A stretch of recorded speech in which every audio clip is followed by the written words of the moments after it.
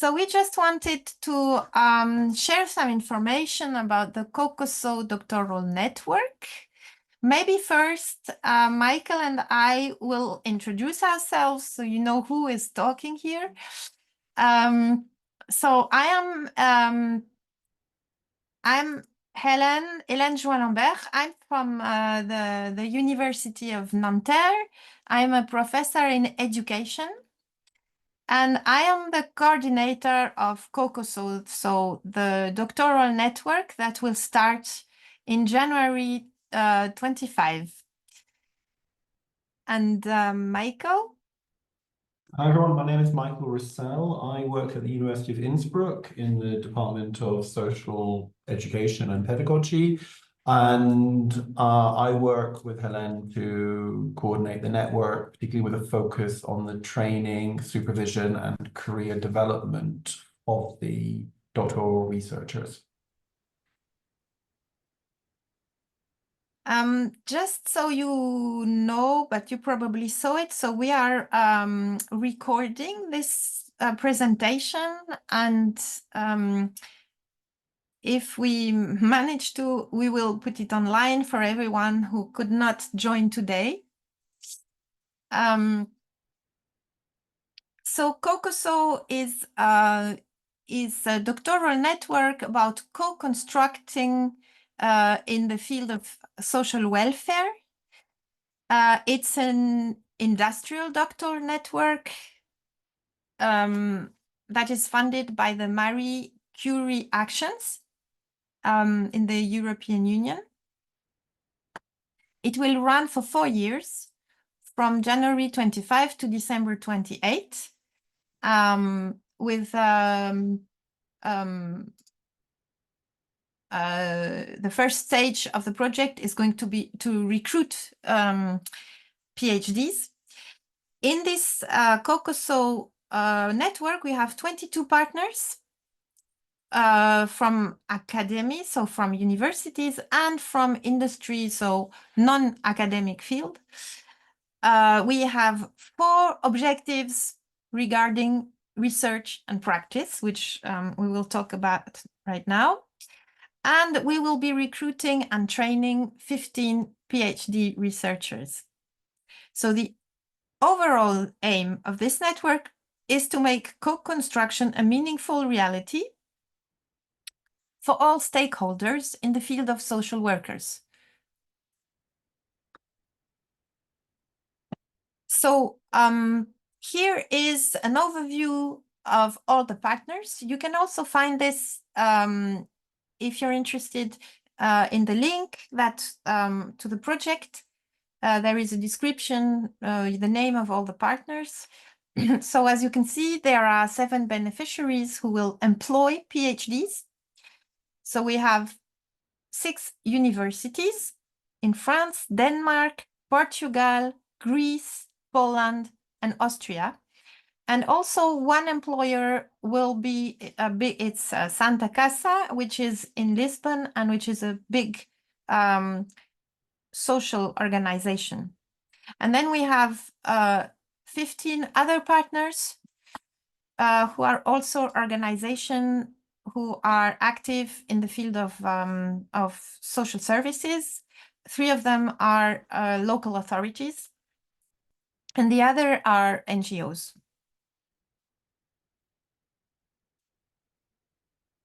So we have something that we can all see. If you are familiar with the field of social work, you know that citizens' experiencing welfare systems are often subject to one or several factors of inequality and vulnerability. And this directly or indirectly hinders their participation. So this is the reason why COCOSO seeks meaningful and efficient participation of citizens who are involved in social services and in social policies.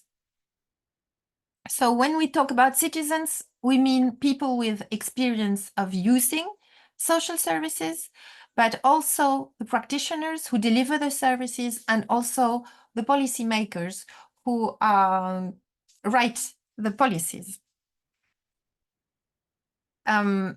So COCOSO will develop research and practice in 4 areas. And these are the 4 work packages that are the core structure of COCOSO. So the first work package is about a common understanding of co-construction. So here we will have 3 research projects working on comparing different perspectives on co-construction to identify differences and strengthen commonalities. So the second work package is about embedding co-construction in policies and services. So this is about really practice and about experimenting implementation of co-construction at different levels. And there will be 4 PhDs working in this work package. The goal is to identify and overcome power, trust, and management barriers in co-construction. Work package 3 is about diversity, exploring ways to fight inequalities and crises in decision-making, and address limitations due to gender and other inequalities.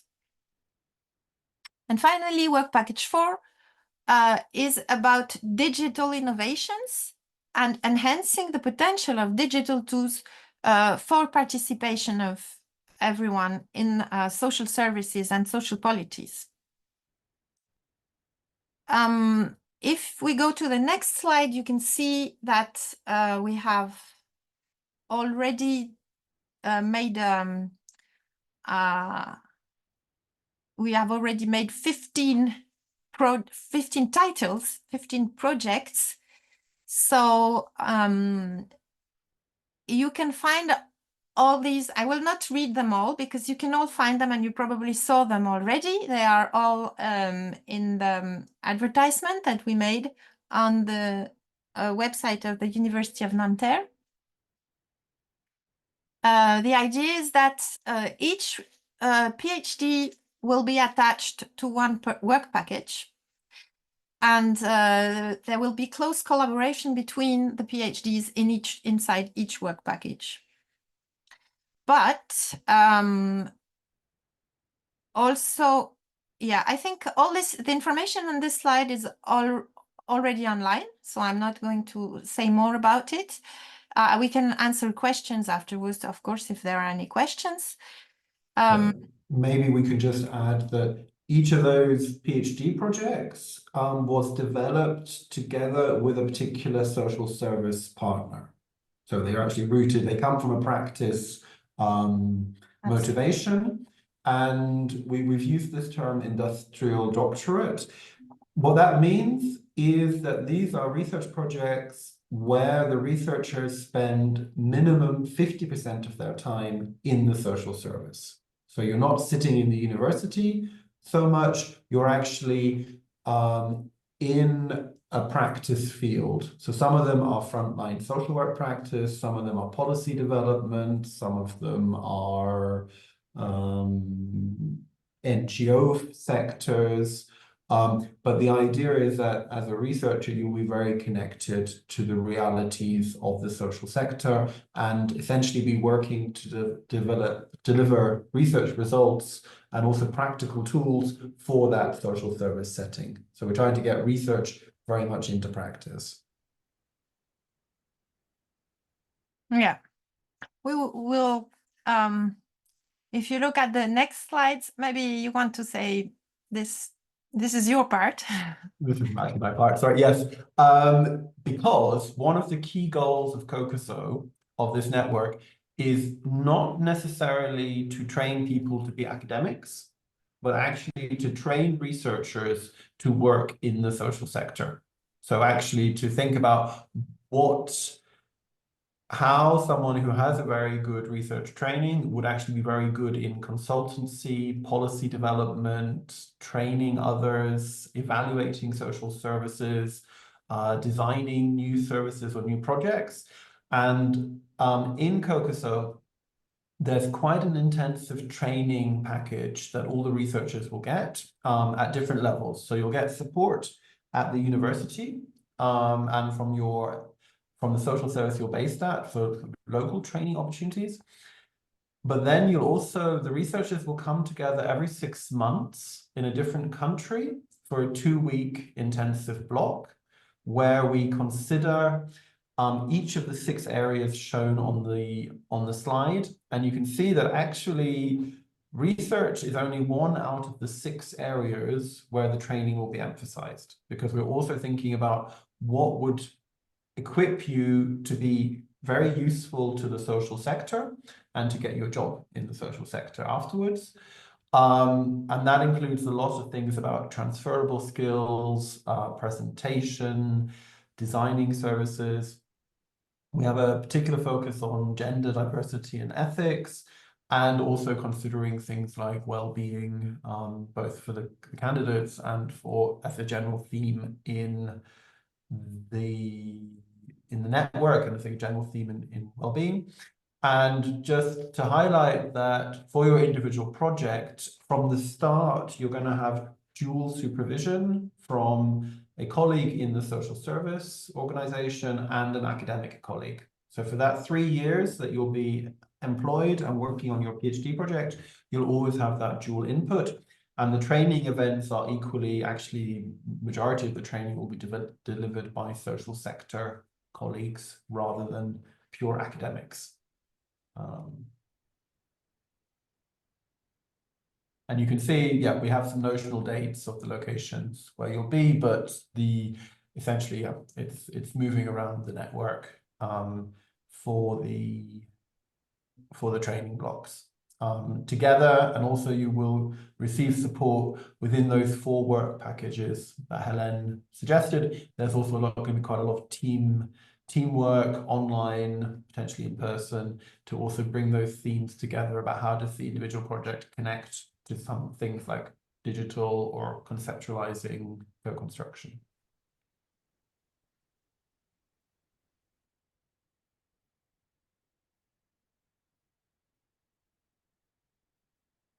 Okay, should I go on?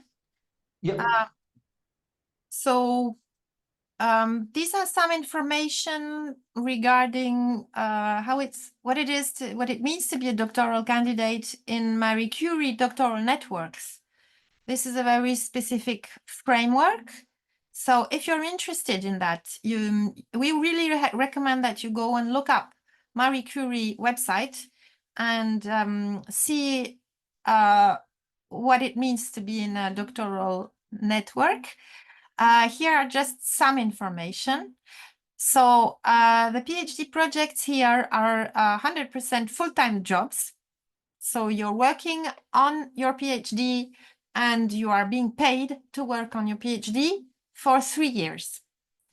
The employer is the organization that is mentioned in the job description. So in the first description that we already have put online, you can see there is always an employer, and there is also a host for the secondment.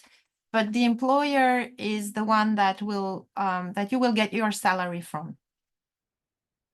The contract runs for maximum 3 years, and it has to end no later than end of December 28th.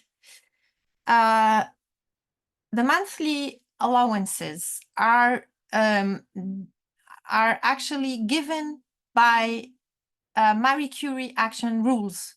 We have no decision to make here. They include a salary, so that covers the living costs, and in case you have a family, you can get something on top of it for family expenses. And if you have any kind of disability problems, you would also get some allowance for that. But the rules here are very strict, so you have to look up the Marie Curie rules if you want to know more about it. And just there is a common grid, but then because we have different how to say, the costs, living costs are not the same in the different countries in the EU, so then the salaries are not the same either. The salaries depend on each country, and this is nothing that we can decide. It's decided by the EU. And the money that we get from the EU for each candidate, for each PhD, is the whole, it's a whole amount.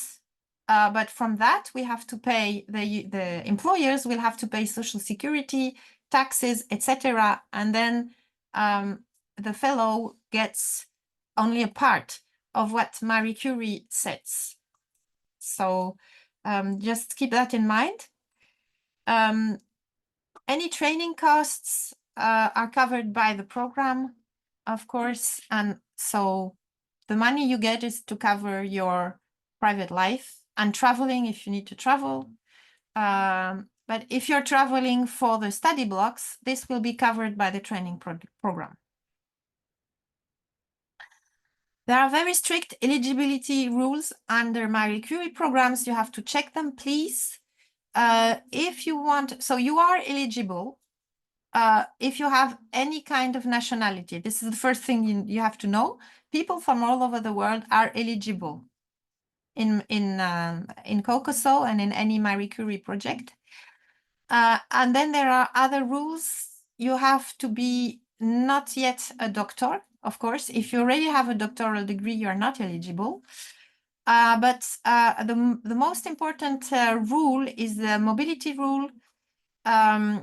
You have, so to be eligible, you have to have been living or carrying out your main activity in another country than the country where you want to be employed for the last 3 years. Okay, so I will read it again. You're eligible if you have not resided or carried out your main activity in the country of employment for more than 12 months in the 3 years immediately prior to your recruitment. So this is a very strict rule, and this will be checked by the EU when we will be doing the contracts. So we have to be very strict on that. Also, of course, if you're already employed by the university, then this doesn't work. You will need to be meeting, of course, the academic and language requirements. And you have to carry out the secondments in the social sector. So that's what Michael was talking about. Half of your time will be spent in a non-academic organization, which is partner. You can already see what partner, what organization is a partner for each PhD, and each PhD will have to spend half of the 3 years at the partner's place. Okay. And it might be worth adding that you'll see in the PDF document about each PhD that sometimes there's a language requirement, sometimes compulsory, most of the time desirable. Usually the language requirement came from the social sector partner. Because, for example, if you're going to work with people who use social services in a particular country, it helps to speak the language. So that's the explanation about the language requirement. If they seem unusual, it's usually the local context that matters. Yeah, so I think this is in the next slide.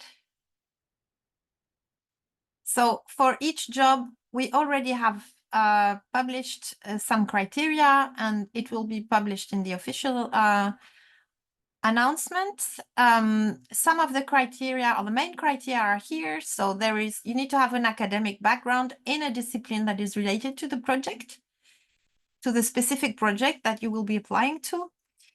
You need to be able to work in the academic environment and in practice environment, to have skills for adaptation and intercultural work, and language skills, as Michael has just mentioned. So English is mandatory for everyone. And then for most of the applications, there will be another language that would be expected. Maybe we can just say, although you will be in a local university for the PhD, the PhDs will all be written in English, and no, that's all I want to say. They'll be written in English. Yeah. Okay, and here is the last slide for you. And after that, we will answer your questions. So we will publish official advertisements on Euraccess in January, second week of January. So that's where you can check the jobs. And in the announcement for each position, you will be given the guidelines for application. And there will be also a centralized information on the Nanterre website. We will make another information session like today, somewhere in January or late January or early February for any questions. The deadline will be 2nd of March to submit your applications. And it would be good. The program will start on 1st of September, the training program. So ideally, everyone should be there on the 1st of September. So we have to anticipate because there has to be an employment contract in place. And of course, for some of you, there might be visa issues, etc. So this is why we will try to speed up the recruitment process so everyone can start in time. I think that's all for the slides. So now it's your turn, and just let us know if there is any questions, and we can also read the chat if there is any questions in the chat. If someone doesn't have a microphone, for example. So I just want to say also that I can recognize some faces here. Of course, we're very happy to see you. And of course, we're also very happy to welcome people that we haven't seen before. And please feel free now, it's your turn. Rita, yes, please. Rita, you can talk. You've raised your hand.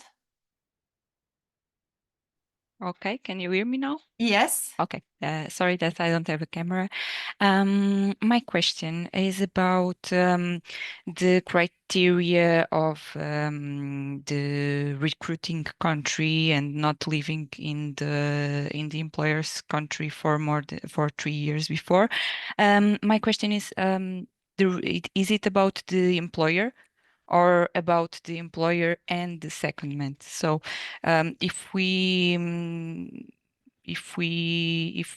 have lived in Portugal for 3 years now or more, and we want to apply, for example, for the 5th doctoral position, that the employer is in Poland and the secondment is in Portugal.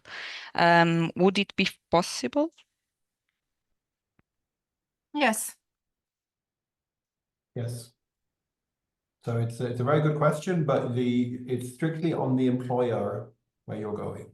So in that case, if there's a PhD project with the international secondment, if the secondment is to a country where actually you have been spending a lot of your time, that's okay. But be careful for any of you who had something like online work or work from home or work remotely. They will consider both your official employer and the place you actually were before you turn up. So you may be asked to provide evidence of where you've been spending the last 3 years. Yeah, so it's not, so I think Rita, in your case, it sounds fine because that you're not breaking any rules, but there's very little flexibility around the not being in the country where you will be employed for more than 12 months in the previous. Okay, and it is always regarding the employer, not the secondment. Yeah. Okay, thank you. Chiara? Yes. Hello. Good evening. I'm a master's student and I will be writing my thesis for the next semester. Can you hear me? Yes. Okay. And I will discuss my thesis at the beginning of September. So I will have my graduation day in October, but is it still possible to start a PhD in case in September if I don't have my, yeah. So this is a good question. I can answer for Nanterre because I know the rules in Nanterre, but then I'm not sure how it works in other places. We would not recruit you, so you would not officially start the contract before you have your diploma, but we can be flexible about the time when you start the contract. So we could start it in 1st of November, for example. Okay. That would be possible. Perfect. Thank you. Yeah, it's you must, in order to be essentially for us to award for the COCOSO to award a salary, the person must be enrolled in the doctoral program. And that's why usually the official master diploma that gets you into the so we can't start the salary before the doctoral program enrollment. And that's why I think we will try to be understanding and accommodate, but if someone then says actually they'll only be eligible for doctoral enrollment after like in January 26th, that would be too late. Yeah. So it will be a case-by-case situation, but we wouldn't say if you think there's a role that's eligible, that's where you have good experience and you can make it things, it shouldn't put you off from applying, but please perhaps note it in the application letter. Yeah, okay. Thank you so much. Okay. So then I don't know the order. How do I do that? I think it's who comes up in our top corner. Okay, so Constanza. Hello, everyone. Thank you for this session. I joined a little bit late, so I don't know if this question was already answered, but I wanted to know if there will be a description of the PhD objectives, the research objectives, if there is any liberty to the PhD candidate to kind of have a say on that, or if they are already established. Thank you. So it's part and part. So because in order to get the funding, we had to say what you are going to be working on. So there is a title and there is 10 lines of description of the PhD project. Okay? But this is very broad. And there is still flexibility, of course, to discuss, and it will have to be discussed how you do it, what exactly do you do, and then also everything depends on what you will find, and so of course there is some flexibility here. But the general topic and the general objectives have already been set, and this is what has been funded. So we have to keep them in mind. Yeah, and if you bear in mind, because these projects were developed with a social service, it is a different art. It's not the classic academic PhD where you come and you think and you spend a year developing what you want to do. It is a much more, I mean, they are projects, as in you're applying to implement a concrete project for a social service to deliver research results.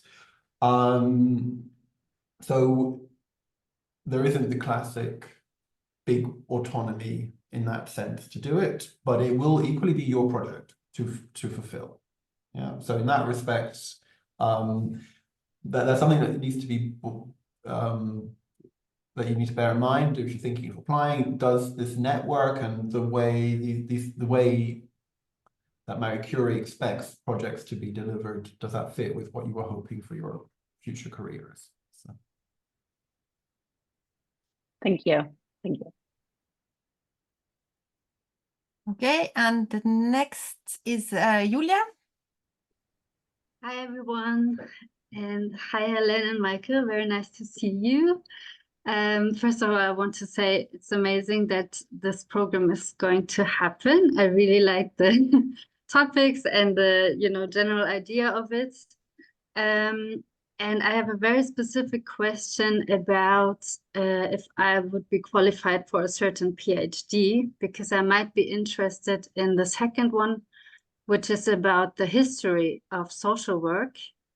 And I am a social worker and not a historian, and it's at the University of History. So I've been wondering if I could also do that one as a social worker. Yeah. Maybe I can answer because I'm from the University of Innsbruck, and I've had this conversation with the colleagues. Part of the essentially, no, they're looking for a historian for that post. Mostly because, and we've also discussed it for the network, the idea and the great thing would actually be to bring researchers together with very different experience base. So rather than having 15, although you'll all be researching something about social services or social work, it's interesting to have perhaps someone from communication sciences, someone from social work practice, someone from history, someone maybe from social policy, coming together and then seeing the conversations that emerge. So unfortunately, I mean, at the moment, it's a PhD history is fixed. Master degree in history is fixed. Yeah. I don't see that it'll change. Most of the specifications in the PDF will not change. Do check in January when you get the official job description with the real information, but it's unlikely that one will. Okay. Thanks for the information. Can I just highlight, because it was typed in quite a long time ago, John had a question in the chat asking about this definition of a doctoral degree. If you are enrolled in a doctoral program, that's okay, but you can't already have a PhD awarded. Yeah, and that's something that also Marie Curie does check. So when the European Union will ask for the list of candidates in the network, and then they begin their own checks. So it's a kind of to avoid a double funding kind of, or double funding. But if you're already in a doctoral program but haven't finished, then please just be honest and say where you are in that process, and let us know, because that also actually counts as experience that you might bring to the network. But yeah, we can't have already doctors applying to get another doctorate.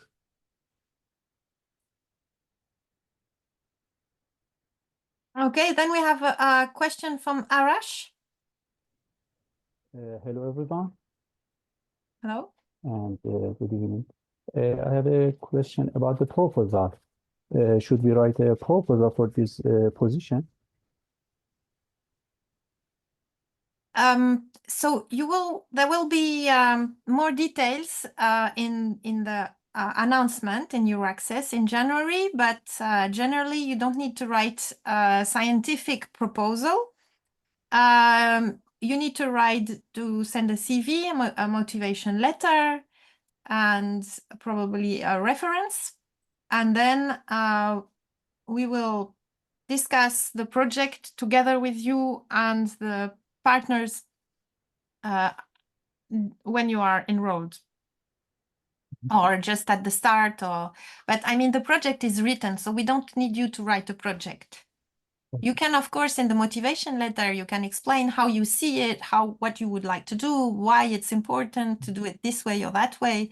Of course, that's something that's interesting, but it's not you writing a project.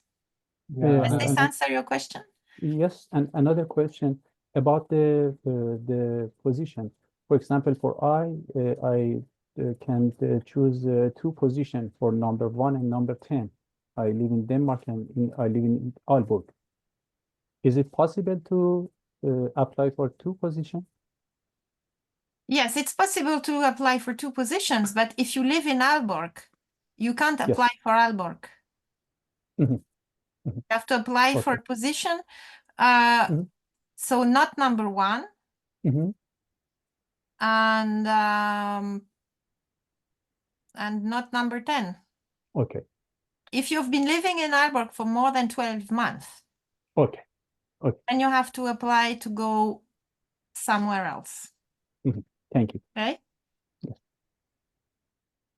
Okay. Malena? Hello. Yes, you can hear me, you can see me. Yes. I have a similar question to one that has been asked already. I am an occupational therapist and occupational scientist, and I've been looking at policy from an occupational point of view. And I was wondering, how is there going to be more information in January? Because I'm a little bit worried about the work in the field part, because I feel like the academic part is probably going to be easier to make it in. But how can I make sure that I can also do the field work? Or how can I find out in advance if that would match? Yeah. What you will be expected to do at the partner organization's place is also research. Okay, so it's research activity, but it's linked to practice objectives. Okay. I thought it's more like actual social work. Okay, that's going to be easier then. Thank you. And I have another question. Is there a number of publications already set that have to be made for the PhD? Yes. The answer is yes. I think it's at least one at the end. Every PhD should have at least one publication submitted, but some of these will be joint publications, so co-authored. So you may have several if you co-author with others, and then you can be main or first author in one article and then second author in another. But at least one you should have at the end. Thank And you. you will be supported to do that. You're not, okay. Mm. This is at the end of the program. Was that your question? Yes, because you said the research is quite small compared to other PhDs. And just from my experience, some PhDs require a lot of publications and some require less. So I just wanted to know. Yes, this is not an article-based PhD. Yeah. So you will be writing a PhD and supported to submit an article and publish an article. Thank you. Yeah. Okay, Arash? Sorry, Michael, you want to add something? Just to say, we have some questions in the chat that also came Okay. in. Okay, thank you. Okay.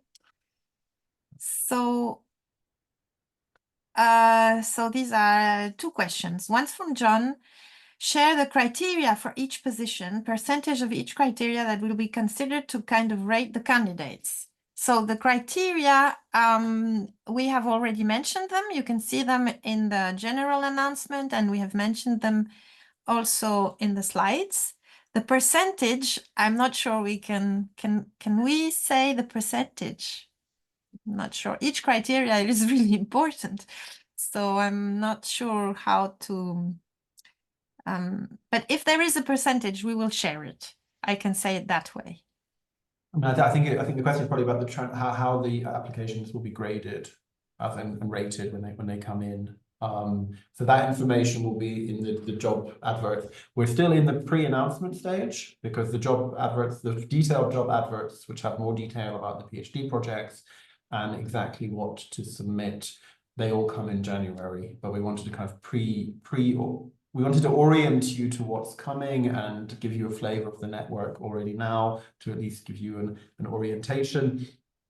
But there will be clear guidance, but it will be a usual mix of academic background, motivation letter, potentially, well, academic and professional experience if you have it in the field relevant. Language. Language, yes.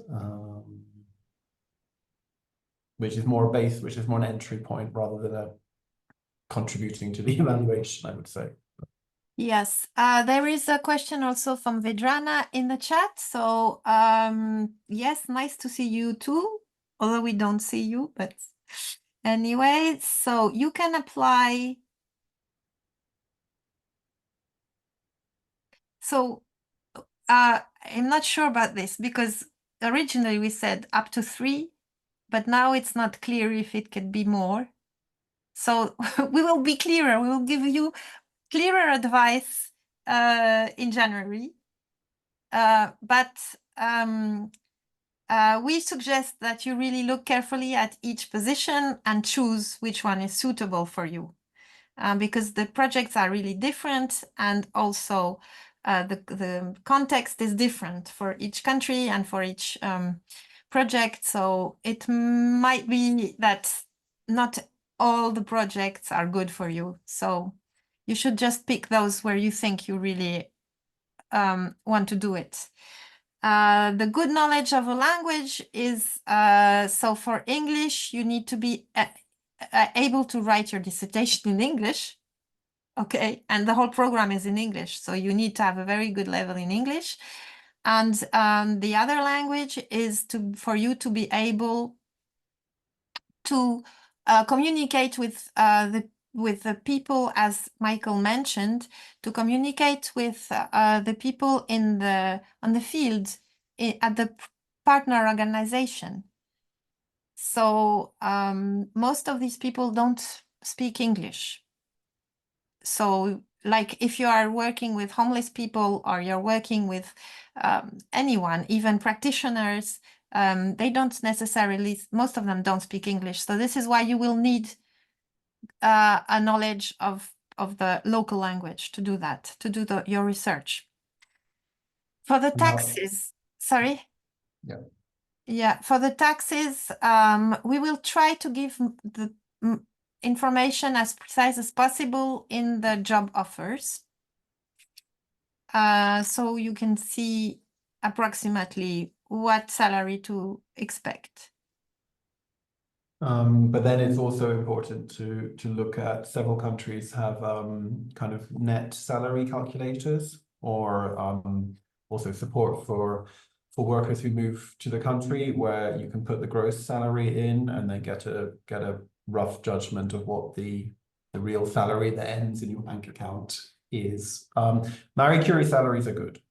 So that's to be said, that actually Marie Curie are much better than, for example, Erasmus scholarships or other amounts. They are designed to be a very livable and actually very comfortable salary for PhD students, in exchange for having to work quite hard in 36 months.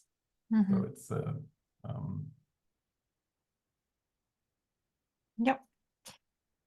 So okay, so Teresa, would you like to? Yep. Yes, my question also relates to the language aspect of it, because I was just wondering, and that might be common in January as well, but will we have to fulfill a certain like level, in a sense of the requirement will be like a speaking level of like B1, and then we need to provide some sort of proof that we reach this level? Because obviously, I don't know, I don't have like a handy certificate ready for to go, so that would also be like need to factor in. So I was just wondering, is that going to be like specifically defined, and then we have to put in proof of the proficiency level of the language?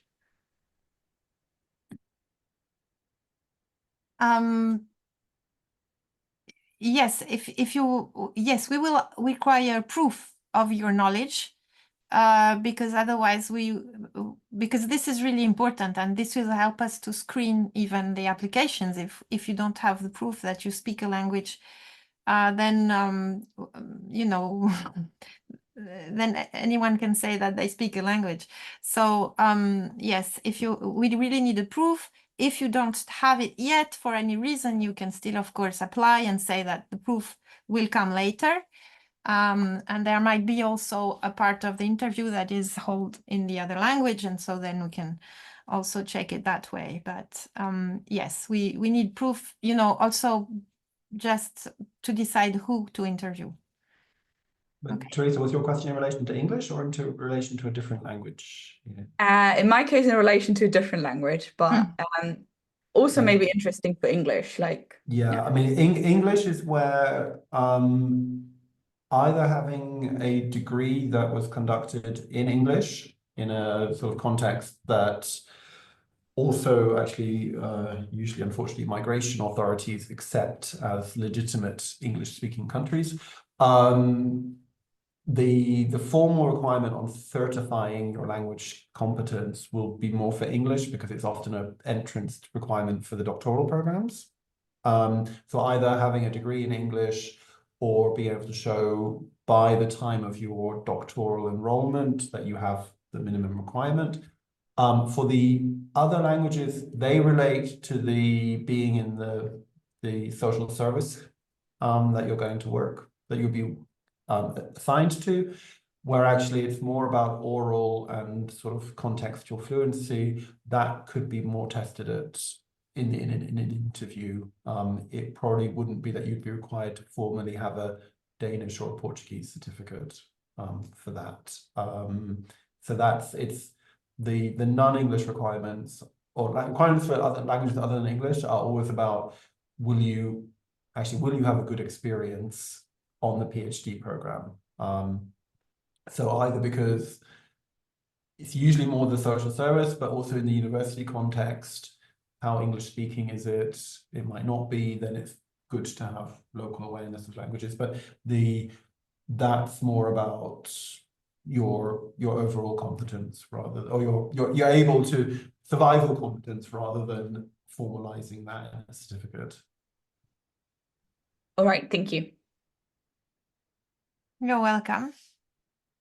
So we still have a few minutes left if you have any more questions. Otherwise, as we said, we will hold another meeting like this one, and it will be advertised again on the Nanterre website, so you can find the link there and the dates.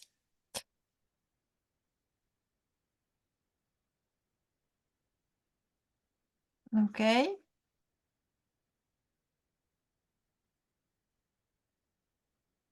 So if you have no more question, that's fine. That means that we've been clear enough. There will be a more detailed announcement in January, and we will try to put all the information on the Nanterre website. So please, this is going to be the website for the time being, the website with the information, and then later we will have a COCOSO website, but we don't have it yet. And if you are you feel that you're missing, so next information is coming in January. Until January, don't expect any more publishing. And then start of January will be around the 10th of January, the announcement will be published on Euraccess and the information will be on the Nanterre website. And after that, if you feel that you don't find some information or whatever, you can ask us. But please just check before you ask, because if we receive 25 emails, please just first check on the Nanterre website and on Euraccess, and then